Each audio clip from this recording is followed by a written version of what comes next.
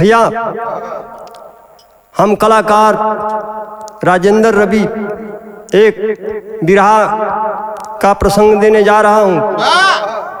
हमें आशा नहीं विश्वास है कि यह कहानी आप लोगों को बखूबी समझ में आ जाएगी। माँ स्टूडियो ओपी म्यूजिक कंपनी से के देख रेख में, ओपी जी के देख रेख में मैं ये बिरहा भेज रहा हूँ। भूमिका दा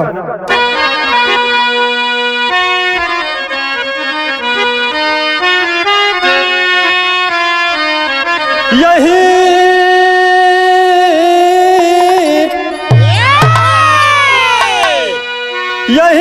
काशी जहाँ रहे कैलाशी, काशी की सुषमा रजत है सुहानी।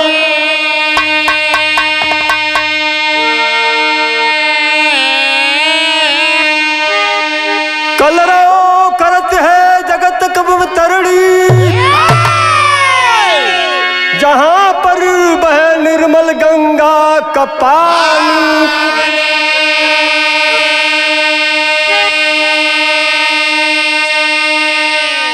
काशी तपोभूमि रविदास की,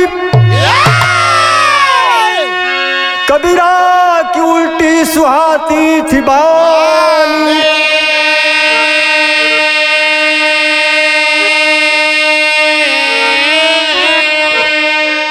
राम सेवक काशी नरेश मन में सोचे कि ये यज्ञ भारी अमिट है निशानी।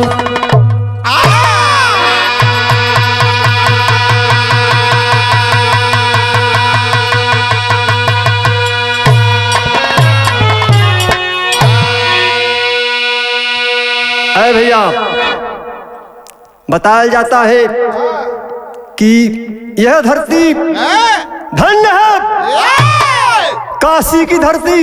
यहाँ पर तमाम प्रकार के ऋषि पैदा हुए, महर्षि पैदा हुए, जो कि अपनी गरिमा को बनाए रखे। इन्हीं में से एक है महान संत गुरु रविदास जी। काशी नरेश एक बार मन में सोच लिए कि मैं अपने भवन पर यज्ञ करूंगा। यज्ञ का प्रतिष्ठान शुरू कर दिए तो कवि जी लिखल गए एक लाइन कव्वाली का टुकड़ा लग गई, बड़ी पुरान गजल बाप।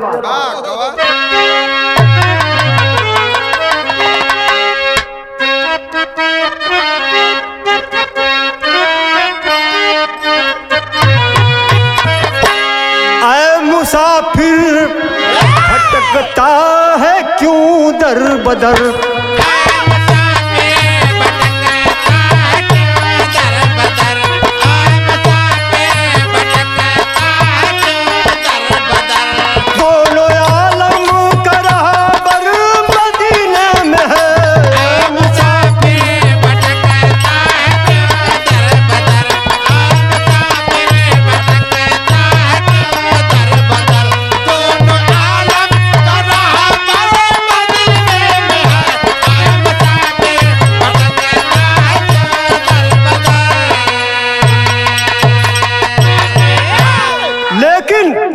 बात पर गौर करेंगे। जब काशी नरेश इतनी बात कहे हैं, यज्ञ का करने का फैसला लिए हैं, उनकी औरत जो है यानी उनकर मलकिन रानी जो हो पूछे लगनी, का पूछली मास्टर? यह बात कहले बाड़ी कि यज्ञ का कारण हमको बताना पड़ी। यज्ञ का कारण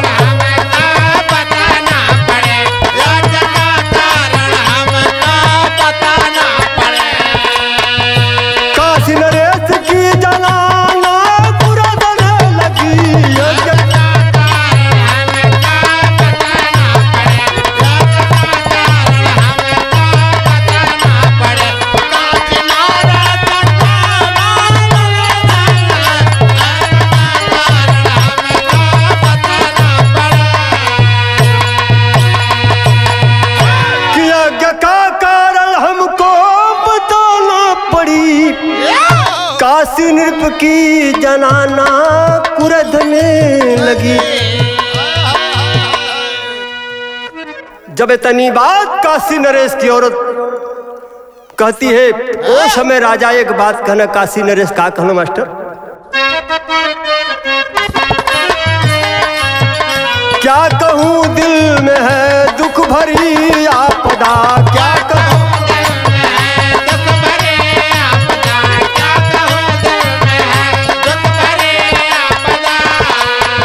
सुन बचन सारी अवानी की सकने लगी।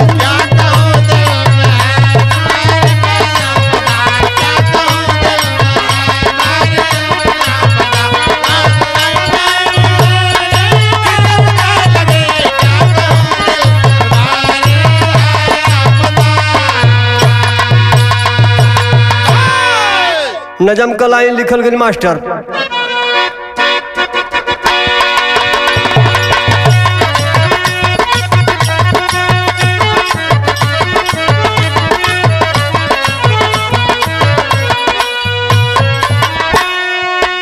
तीनों बेटियों का गम दिल में सताता है, तीनों बेटियों का गम दिल में सताता है।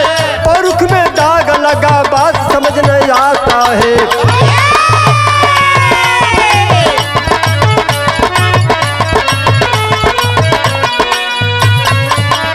अम्बे अम्बा अम्बाल का छोकरिया हो, तीनों रहली हमरे आँख के पुतरिया हो।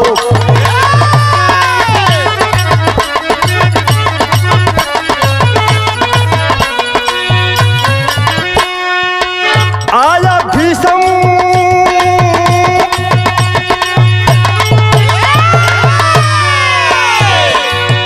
भीष्म आया हर कर ले गया अब शान मेरा।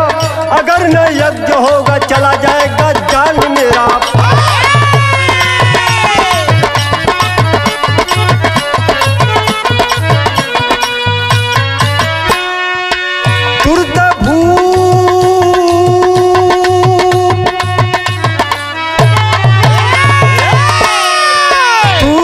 तुरत भूप जब यज्ञ को कराएंगे, तुरत भूप जब यज्ञ को कराएंगे। सभी गणमान को अब न्योता तब पठाए हैं।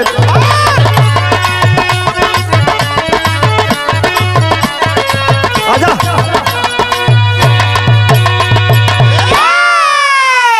बात के समझ लो।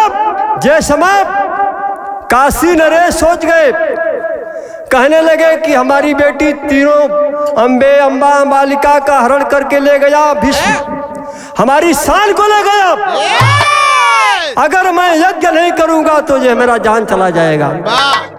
अपनी नारी से जब इतनी बात कहना, सभी गणमान्य लोगों के न्योता दे देना। और न्योता देले बाड़न तब कलाई लिखल गई, गीत लग गई है। गीत का लाइन बा,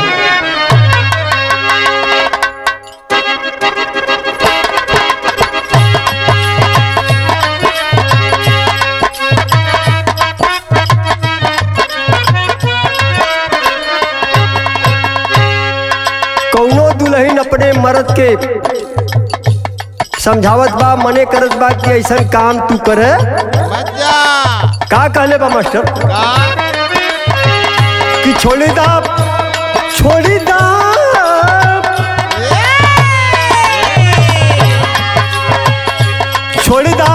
चक्कल के न करिया सुनाए सजना।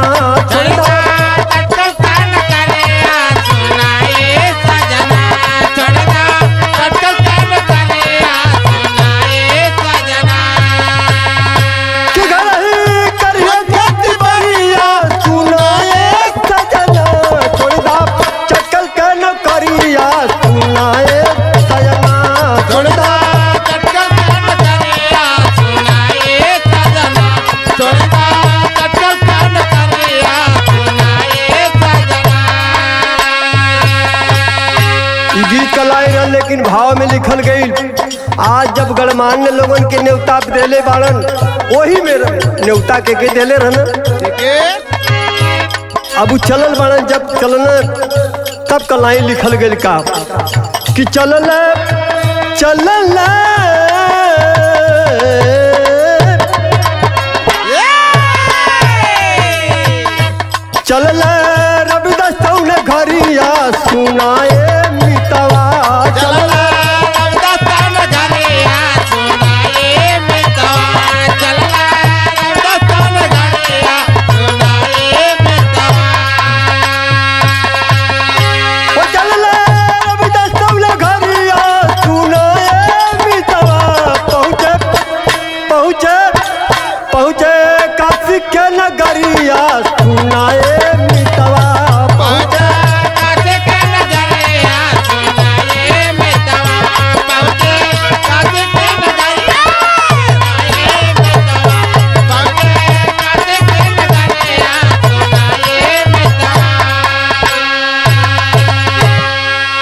निस दिन बेसो गंगा करली पूजानिया निस दिन गंगा राजा करली पूजानिया निस दिन गंगा राजा करली पूजानिया कुटी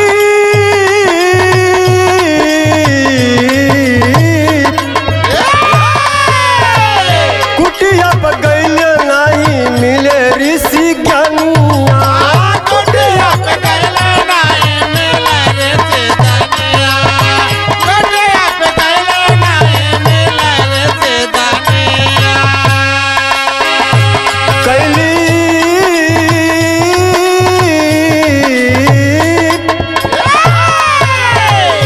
कैली मन में फिकरिया सुनाए मितवा कैली मन में फिकरिया सुनाए मितवा कैली मन में फिकरिया कैली मन में फिकरिया सुनाए मितवा बात का समझ लो। उस समय बाबू काशी नरेश निमंत्रण के पा के जो रविदास जी चलल बाड़न आया हर जौन माई गंगा जो पहुंचल बानी गुरु रविदास जी का दर्शन करे बदे जब गईनी दर्शन करे बदे तो गुरु रविदास कुटिया में है ये नहीं बाड़न मन में सोचा लगली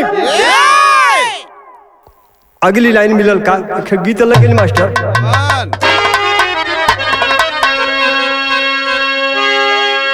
कैसे मास्टर नहीं बजाता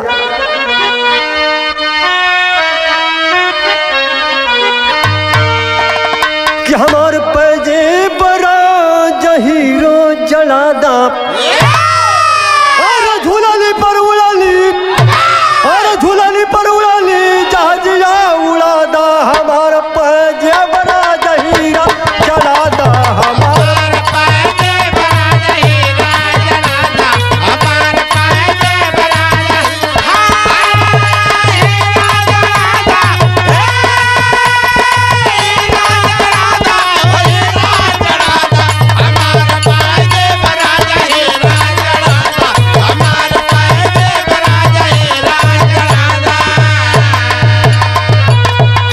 लेकिन बात का समझ लो भाव के अंदर लिखल गई का अरे गौ मैया कब अरे गौ मैया के तब रहली गिरानी पिए गईली बेसो गंगा में पानी पिए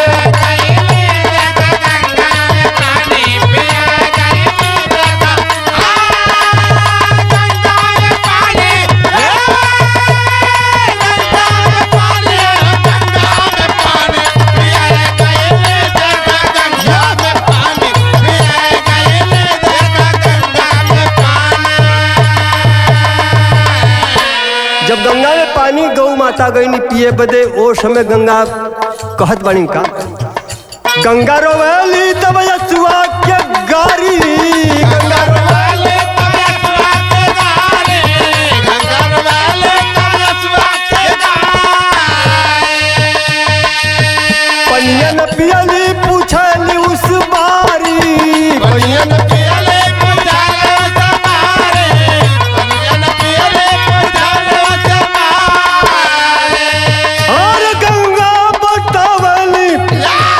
और गंगा बतावली अपन कहानी पिए गईली बेसो गंगा में पानी पिए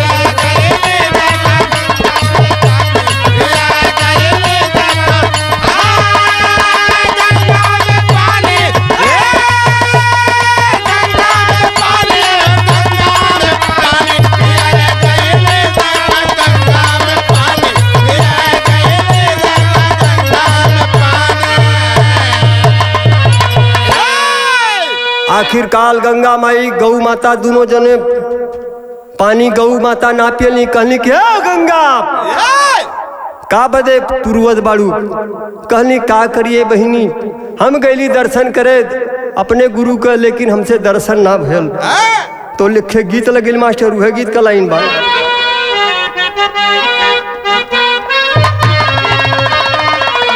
बाबा कि अरे बाबू दरोगा जी,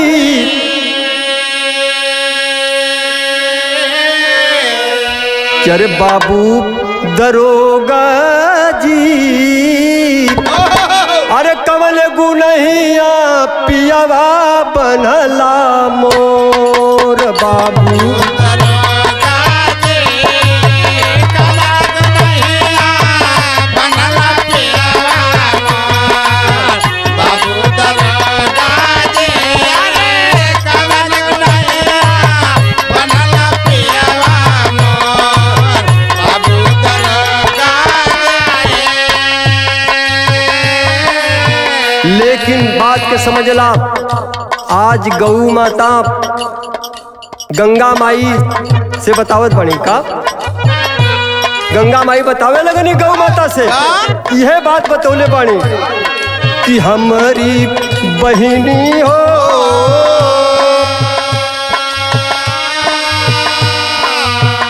हमारे गुरु से देबू हमें मिलवाया, हमारी बहिनी हो।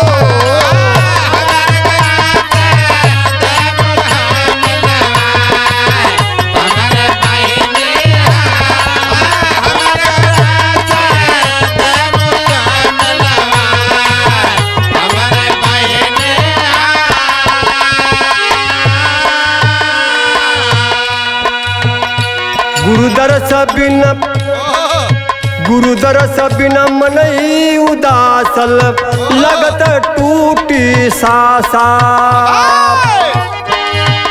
अरे गुरु चलल रजक दिल में बहिनी, अरे बाटाई है अभिलाषा की हमारी बहिनी हो।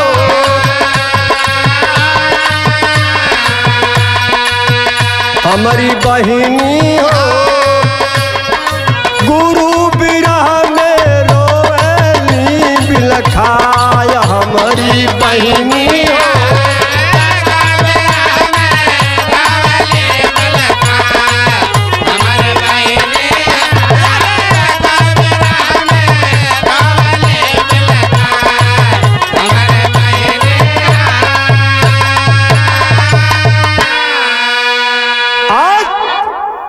बाबूजी जे समय गंगा माई इतनी बात गौ माता से कहली बनी, गौ से गौ सती से कहली, तब गौ सती एक मोटी बात बतौनी। का बतौनी मास्टर? बिरहा का शैली,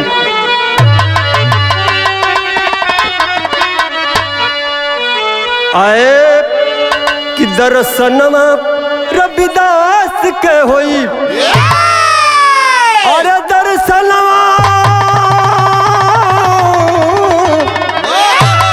अरे दर्शनमा रविदास के होई, बहिनी प्यास बुझाला हर्षित बहिला मनवा, अरे हाँ मनवा, अरे हाँ मनवा।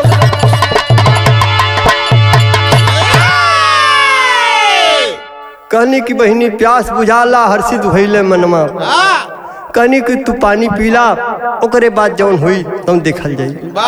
तो भैल का दोनों जने वही जग कैले बनिन का, विदेशिया कलाइन लगिल मास्टर। कैसे?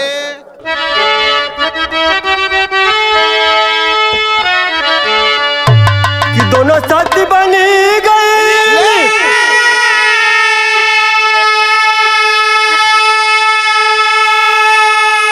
और सुघरा करना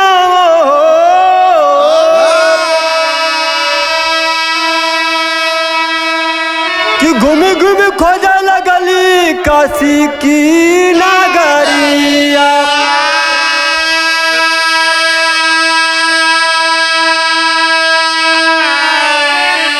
कि काशी नरेश गोहल यज्ञ भान डारा रहल,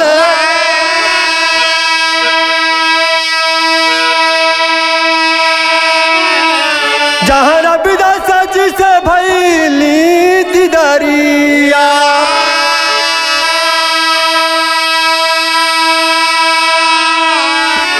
कि बामन प्रकार का व्यंजन अछन में वराई गईल,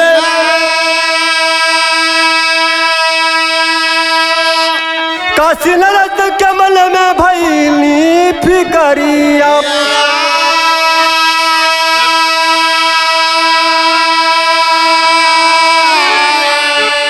दोनों सत्य चकारी में गेहूं पीसना लागी पूरी काशी नगरी के घुमली चकरिया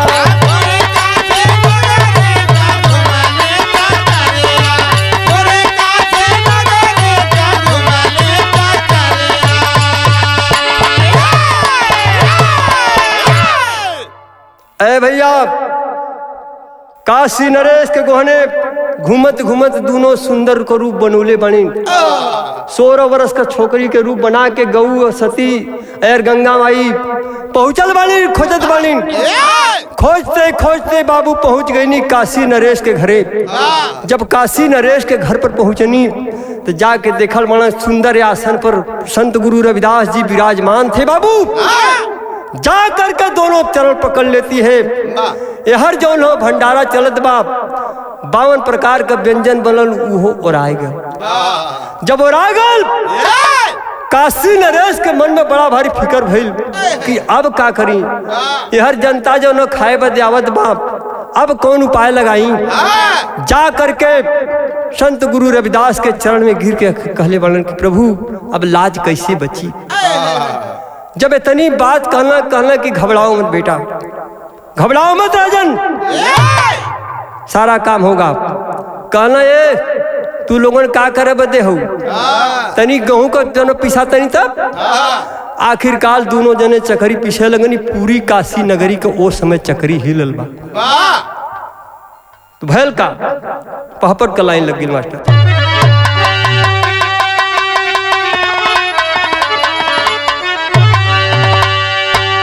निपकार जमे प्रजा भैल तैयार समय यादा पर के अले के रासल पहुंच गई सबदार समय यादा पर के।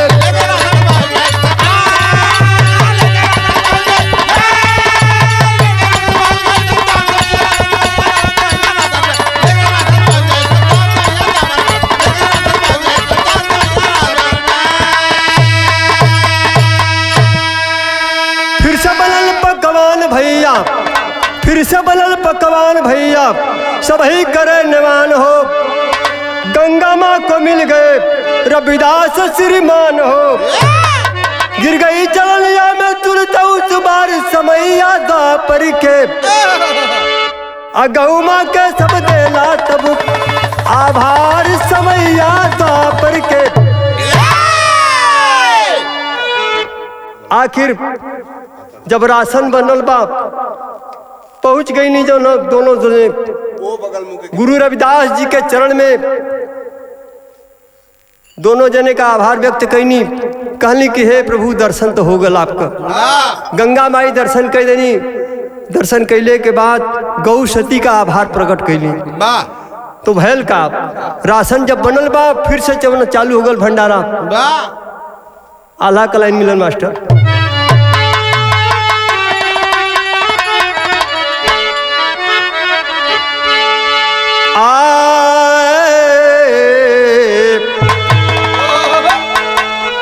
बहेलिया अपने दुल्ही साथे बैठल कुछ दूरिया बाबू।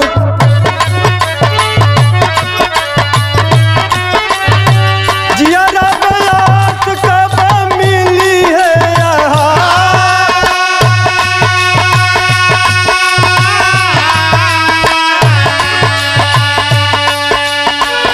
मनवा में सोचे है काशी दौन गरिया बाबू।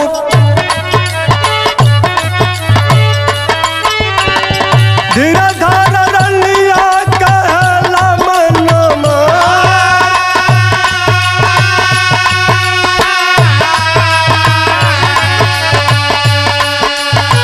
मनवा में सोचे सतके रुकना चकरिया बाबू। तब तक राजा धाये सुना भरी प्यार।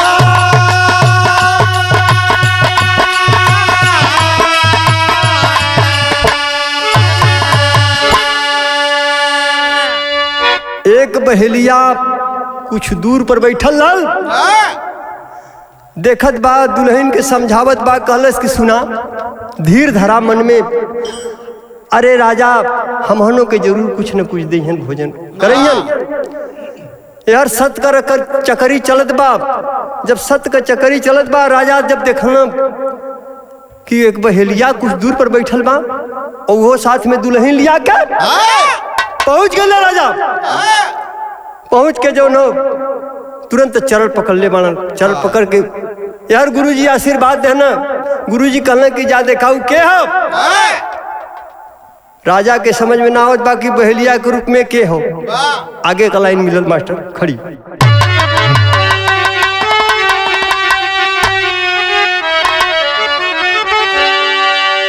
अरे गिर गए चरनिया, अरे गिर गए चरनिया, काशी नरे ततई घरी। काहे होई गई दरिया हो गई लया खारी।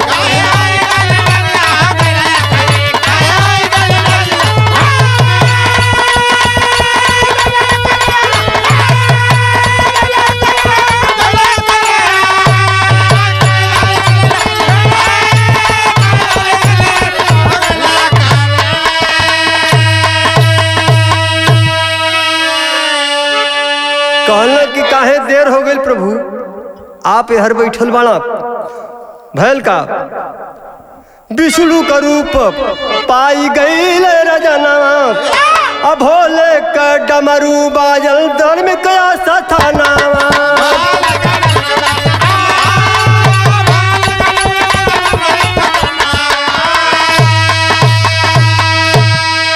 अरे भोले की त्रिशूल पर बसली काशी नगरी। काहे होई गई दरिया हो गई लया खारी।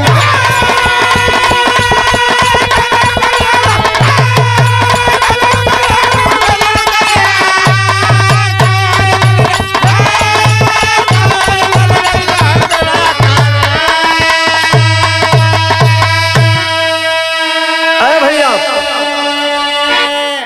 बताया जाता है कि वही जगह धार्मिक स्थल पर भोलेनाथ का डमरू बजल बा, जेकरे नाम पर बतावल जाला कि त्रिशूल के नगर पर काशी नगरी बसल गई। तो भैल का बहेलिया के रूप में रहल के वही बहेलिया रूप में रह भोले दानी। असंगवा में जकर रहली गिरजा महारानी।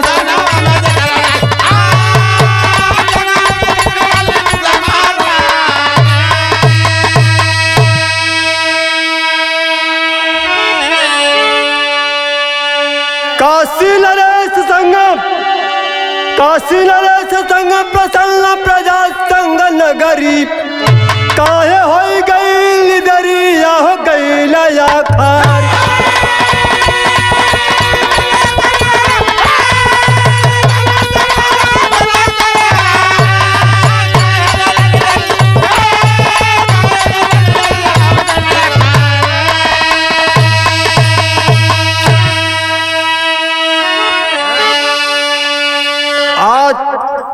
जे समय बाबू काशी नरेश का जगह जब पूर्ण भैल बा, भोले दानी बहेलिया के रूप में पहुंचल बानन।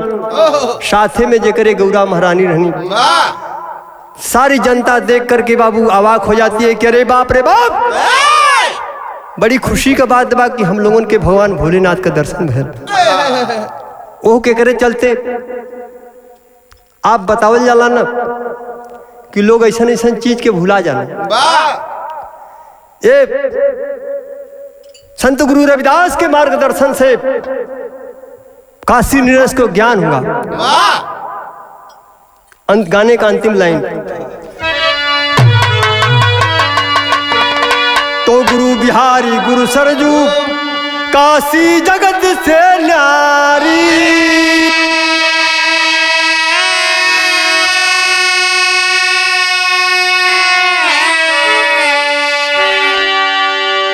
राम सेवक कवि मोती हम सराज की बलिहारी।